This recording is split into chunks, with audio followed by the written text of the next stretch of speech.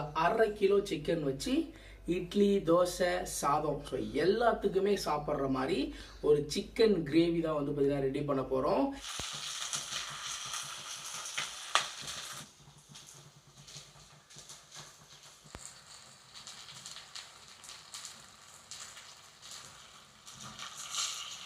கரெக்டாக வந்து பார்த்திங்கன்னா இந்த சிக்கன் கிரேவி இந்த அளவுக்கு வந்ததுக்கப்புறம் வந்து பார்த்திங்கன்னா ஆட்டோமேட்டிக்காக அந்த சிக்கன்லாம் வந்து பார்த்திங்கன்னா நல்லா வெந்துட்டுருக்கோம். சுட சுட சாதம், சிக்கன் கிரேவி அதை பசஞ்சி செம்மையாக இருக்கு. சாப்பிட்டோமா, தூங்கணுமா, ஏந்திரிச்சோமா. நமக்கு சோறு தான் முக்கியம். இன்னைக்கு வந்து பார்த்தீங்கன்னா ஒரு 1/2 கிலோ சிக்கன் வச்சு இட்லி, தோசை, சாதம் ஸோ எல்லாத்துக்குமே சாப்பிட்ற மாதிரி ஒரு சிக்கன் கிரேவி தான் வந்து பார்த்தீங்கன்னா ரெடி பண்ண போகிறோம். சிக்கன்லேயே கிரேவி நிறைய வகை இருக்குது. இப்போது நம்ம செய்கிறது ஒரு வகை, நிறைய வகையை வந்து பார்த்திங்கன்னா அடுத்தடுத்த வீடியோவில் பார்க்கலாம்.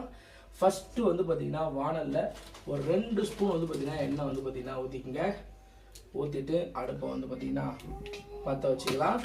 இந்த கிரேவி வந்து பார்த்திங்கன்னா குறிப்பாக தோசை, இட்லிக்கெலாம் செம்ம டேஸ்ட்டாக இருக்கும். ரைஸுக்கும் வந்து பார்த்திங்கன்னா சூப்பராக இருக்கும். தேங்காய் சேர்க்காம நம்ம ஒரு சிக்கன் கிரேவி ஒரு சிம்பிளான ஒரு வீட்டில் இருக்க ஒரு சில பொருளை மட்டுமே வச்சு நம்ம செய்ய போகிறோம். ஃபஸ்ட்டு வானலை வச்சு 2 ஸ்பூன் எண்ணெய் மட்டும் ஊற்றியாச்சு. ஊற்றுனதோட இது கூட வந்து பார்த்திங்கன்னா ஒரு சின்ன பட்டை, 3 ஏலக்காய், 3 கிராம்பு, கொஞ்சோண்டு சீரகம், பெருஞ்சீரகம் இதை சேர்த்து இது பொரிஞ்ச உடனே வந்து பார்த்திங்கன்னா இது கூட வெங்காயம், 2 மீடியம் சைஸ் வெங்காயம் வந்து பார்த்திங்கன்னா இது கூட சேர்த்துக்குங்க. சேர்த்துட்டு நல்லா வந்து பார்த்திங்கன்னா வதக்குங்க. வெங்காயத்தை கூடவே இதுக்கு தேவையான சால்ட் வந்து பார்த்திங்கன்னா சேர்த்துக்குங்க. சேர்த்துட்டு இந்த வெங்காயத்தை வந்து பார்த்திங்கன்னா நல்லா வந்து பார்த்திங்கன்னா வதக்குங்க.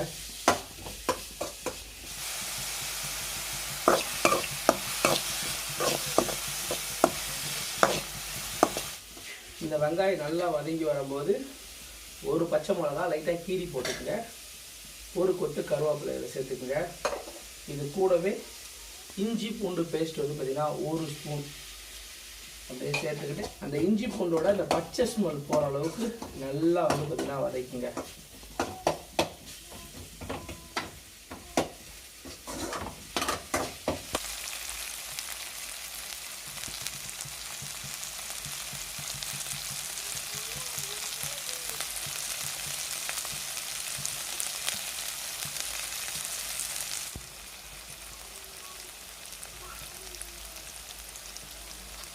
இந்த சமயத்தில் வந்து பார்த்திங்கன்னா நல்லா பொடி பொடியாக அரைஞ்ச ஒரு 2 மீடியம் சைஸ் தக்காளி வந்து பார்த்திங்கன்னா சேர்த்துக்குங்க. சேர்த்துட்டு இந்த தக்காளி, வெங்காயம், அந்த இஞ்சி பூண்டு எல்லாம் ஒன்றா மிக்ஸ் ஆகி லைட்டாக ஒரு கிரேவி மாதிரி வர்ற அளவுக்கு வந்து பார்த்திங்கன்னா நல்லா வதக்கிங்க. இந்த தக்காளி போட்ட உடனே இதில் வந்து பார்த்திங்கன்னா லைட்டாக ஒரு 1/2 ஸ்பூன் மஞ்சள் பொடி போட்டுக்குங்க. அது கூடவே வந்து பார்த்திங்கன்னா வீட்டில் அரைச்ச மிளகா பொடி ஒரு 1 ஸ்பூன் வந்து பார்த்திங்கன்னா சேர்த்துக்குங்க.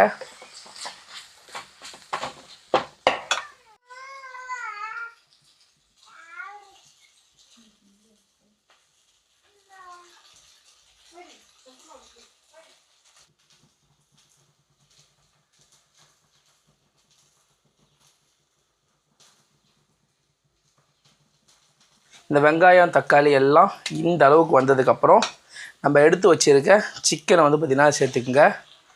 இது அப்படியே இந்த வெங்காயம் தக்காளியோட மிக்ஸ் ஆகணும். எல்லாம் கலந்து விட்டுட்டு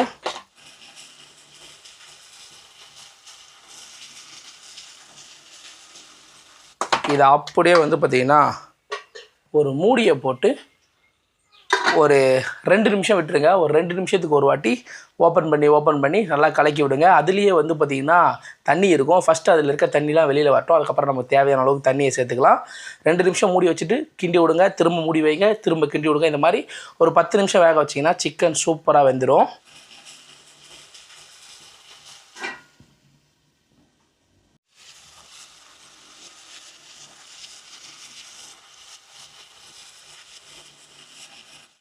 சிக்கன்லேருந்து தண்ணி விட்டு வெந்ததுக்கப்புறம் ஒரு 5 நிமிஷத்துக்கு அப்புறம் வந்து பார்த்திங்கன்னா உங்களுக்கு எவ்வளோ தண்ணி தேவையோ, கொஞ்சம் தண்ணியாக வேணும் அப்படின்னா கொஞ்சம் தண்ணி சேர்த்துக்குங்க.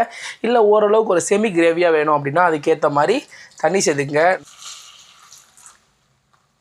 நான் ஒரு அரை கிளாஸ் வந்து பார்த்திங்கன்னா தண்ணி வந்து பார்த்திங்கன்னா சேர்த்துக்கிறேன். இதை அப்படியே வந்து பார்த்திங்கன்னா கலக்கி விட்டுட்டு இதில் வந்து பார்த்திங்கன்னா இப்போது கரம் மசாலா ஒரு அரை ஸ்பூன் சேர்த்துக்குங்க. அது கூடவே பெப்பர் லைட்டாக ஒரு 1/4 ஸ்பூன் வந்து பார்த்திங்கன்னா சேர்த்துட்டு நல்லா வந்து பார்த்திங்கன்னா கலக்கி விட்ருங்க. கலக்கி விட்டுட்டு திரும்பவும் வந்து பார்த்திங்கன்னா மூடியை போட்டு மூடி வச்சு அந்த சிக்கனில் குறிப்பாக அந்த கிரேவியில் வந்து பார்த்திங்கன்னா எண்ணெய் பிரிஞ்சு வந்ததுக்கப்புறம் வந்து பார்த்திங்கன்னா அப்படியே எடுத்து சாப்பிட்டோன்னா செம்ம டேஸ்ட்டாக ஒரு சிக்கன் கிரேவி வந்து பார்த்திங்கன்னா நமக்கு கிடைக்கும்.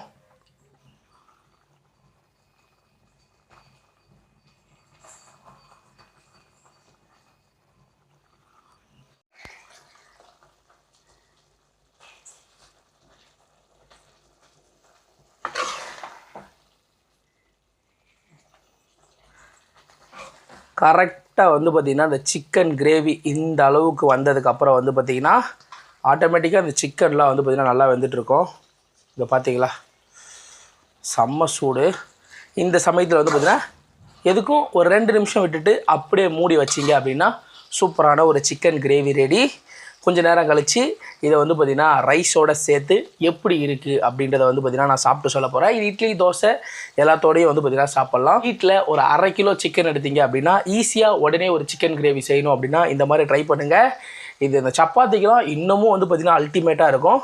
ஸோ நம்ம ரைஸோடு இப்போ சாப்பிட போகிறோம், அதனால் கொஞ்சம் லைட்டாக தண்ணி சேர்த்துருக்கோம். இல்லை சப்பாத்தியோட சேர்க்கும்போது கொஞ்சம் தண்ணியை கம்மி பண்ணிக்கங்க. உங்களுக்கு ஏற்ற மாதிரி எப்படி வேணுமோ அப்படி ரெடி பண்ணுங்கள்.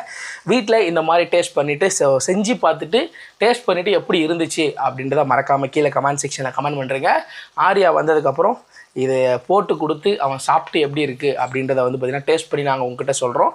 அப்படியே வந்து பார்த்திங்கன்னா அடுப்பு அமைச்சிட்டு இதை வந்து பார்த்திங்கன்னா ஒரு மூடியை போட்டு அப்படியே மூடி விட்ருங்க. சுட சுட சாதம், சிக்கன் கிரேவி. அரையாவா சாப்பிட்லாம் கைஸ்.